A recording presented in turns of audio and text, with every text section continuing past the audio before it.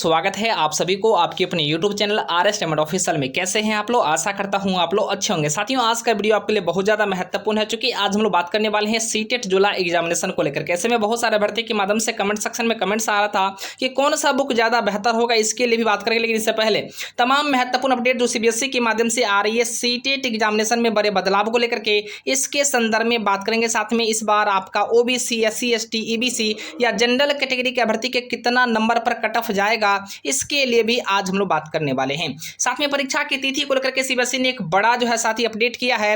पूरी अपडेट आज मैं आप लोग को बताऊंगा, और कौन कौन से गलतियां आपको परीक्षा से पहले नहीं करना चाहिए ताकि आपको परीक्षा हॉल से बाहर ना होना पड़े। साथ में ही जब आपका प्रमाण पत्र आए या परिणाम आए तो आखिर आपका बिल्कुल वहां पर किसी प्रकार की गलतियां आपसे ना हो। आइए वीडियो को शुरुआत करते हैं। इससे पहले तमाम महत्वपूर्ण भर्ती के माध्यम से जो कमेंट्स आ रहा था कि कौन सा बुक सबसे ज्यादा बेहतर है, तो मैं आप लोग को बता दूं, किरण पब्लिकेशन के माध्यम से सीटेट के लिए जो नया एडिशन का बुक आ चुका है, जो आपके लिए कमाल का होगा। ये आपका सोशल साइंस का बुक है, जहां पर आपको प्रीवियस पेपर भी बिल्कुल देखने को मिलेगा।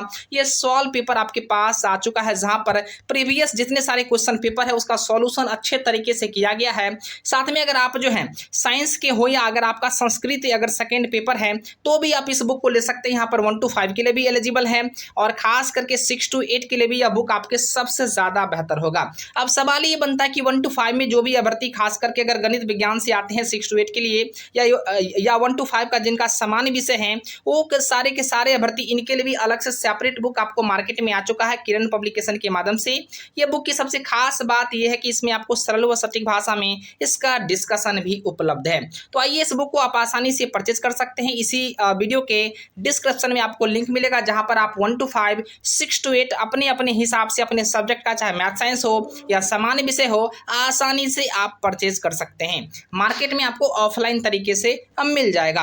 अब सवाल ये बनता है कि आखिर सीटेट में इस बार क्या कुछ बड़ा बदलाव किया जा रहा है, इसके ऊपर सबसे पहले बात कर लेते हैं। तो दोस्तों, मैं आप लोग को बताना चाहूंगा, सबसे महत्वपूर्ण सवाल ये हो जाता है कि आप लोग को भली भांति पता है सीटेट का एग्जामिनेशन जुलाई में होना है। ऐसे में बड़ी खबर है, सीटेट का एग्जामिनेशन आपको जुलाई में 15 जुलाई से शुरुआत होने की संभावनाएं दर्शाई जा रही है। यानी कह ले तो जुलाई का जो मध्य तिथि होगा, अर्थात मिडिल जुलाई में आप लोग का परीक्षा प्रारंभ हो जाएगा। और खास करके मैं आप लोग को बता दूं कि आखिर कौन कौन से गलतियां अभ्यर्थी को नहीं करनी चाहिए, सबसे पहले इसको लेकर के बात कर लेते हैं। तो सबसे पहले मैं आप लोग को बता दूं, आप लोग को यहाँ पर बिल्कुल दिख रहा होगा, ये एक सीटेट का सर्टिफिकेट है, एक शिक्षक का भर्ती का। ऐसे में इनका नाम देख सकते हैं। सबसे पहले आपको नाम में किसी प्रकार की त्रुटि हुआ है, चाहे स्पेस का प्रॉब्लम हो या किसी प्रकार का प्रॉब्लम हो, तो आप इसका सुधार वगैरह पहले ही आप लोग को बिल्कुल CBSE के अकॉर्डिंग टू कर लेना चाहिए, क्योंकि आगे आने वाले टाइम इसी में किसी प्रकार का करेक्शन नहीं हो पाता है। यानी जब आपका एग्जामिनेशन हो जाएगा, आपकी रिजल्ट आ जाएगी, तो आप इसमें करेक्शन बिल्कुल नहीं कर पाएंगे। अब सवाल है कि यहाँ पर आपको जिस कैटेगरी से आप डिपेंड करते हैं, अगर आप जनरल से आते हैं तो जनरल ही होना चाहिए। अगर कोई कैटेगरी में गलतियां हो जाती है तो भी इसका भुगतान आने वाले टाइम में जो है अब भुगतना पड़ सकता है, बशर्ते अगर जिनको प्रॉब्लम है उसके लिए मैं सॉल्यूशन भी बताऊंगा। अगर आपसे गलतियां हो चुकी है तो क्या सॉल्यूशन हो सकता है। इसके अलावा यहाँ पर मदर्स नेम, फादर्स नेम और तमाम जो आपने योग्यता अर्हता के बारे में डिटेल जानकारी दी है, DLED हो या B.Ed के बारे में, तो फाइनली इसके लिए भी आपको अच्छे तरीके से आपको देख लेना है कि आपके एप्लीकेशन फॉर्म में किसी प्रकार की त्रुटि तो नहीं हुआ है। ऐसे में मैं आप लोग को बता दूं, ये सारी चीजों को देखने के बाद आपको अच्छे तरीके से अपने फोटो और सिग्नेचर को मिलान कर लेना है, ताकि फोटो और सिग्नेचर का मामला भी यहाँ पर देखने को मिलता है कि भारी यहाँ पर जो है कहीं न कहीं त्रुटिपूर्ण देखने को मिल जाता है। अब सवाल ये है कि आखिर ये सीटेट का सर्टिफिकेट जैसे ही आप लोग का परिणाम जब आता है, तो उसके बाद ये सर्टिफिकेट आपको 15 से 20 दिन के अंदर CBSE के माध्यम से जनरेट की जाती है आपको डिजी लॉकर एप्लीकेशन पे।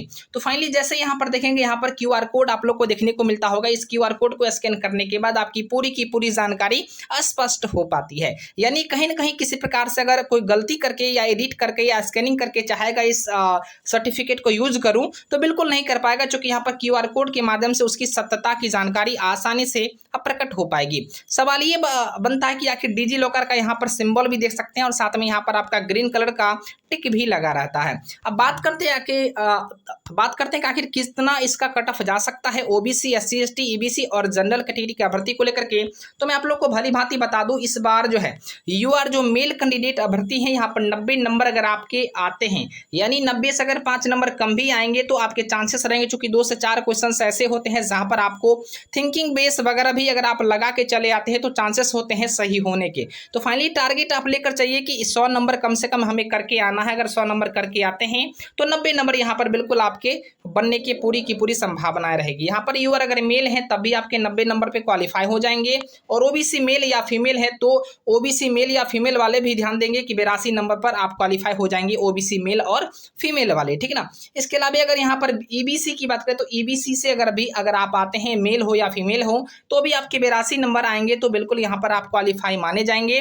साथ में अगर एससी और एसटी की बात करें तो एससी एसटी मेल हो या फीमेल हो 82 नंबर ही आपके यहाँ पर आने चाहिए। अब सवाल ये बनता है कि जिस भी स्टेट से आप अगर बिलोंग कर रहे हैं, अगर उस स्टेट में अगर आपको बिल्कुल आरक्षण का लाभ मिलता है तो 75 नंबर पर ही एससी एसटी वाले एलिजिबल होते हैं। तो ये बातें आपको ध्यान में रखने की जरूरत है। अब सवाल ये बन रहा है कि आखिर किनका सर्टिफिकेट और किनका मार्कशीट जो है बिल्कुल जो है डाउनलोड हो पाएगा। तो अगर आप कैटेगरी में क्वालिफाई होते हैं तो आपके पास मार्कशीट भी अवेलेबल होंगे और आपके सर्टिफिकेट भी मिलेंगे, अन्यथा आपको सिर्फ जो है मार्कशीट से ही गुजारा करना पड़ सकता है।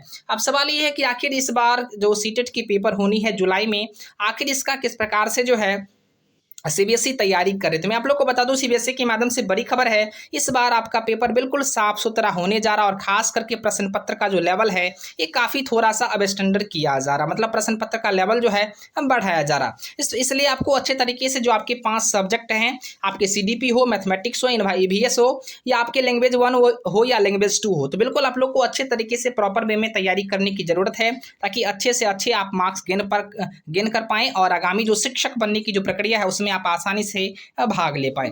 फिलहाल आज के लिए इतना ही। जैसे ही न्यू अपडेट आती है शेयर जरूर करूंगा। जय हिंद, वंदे मातरम।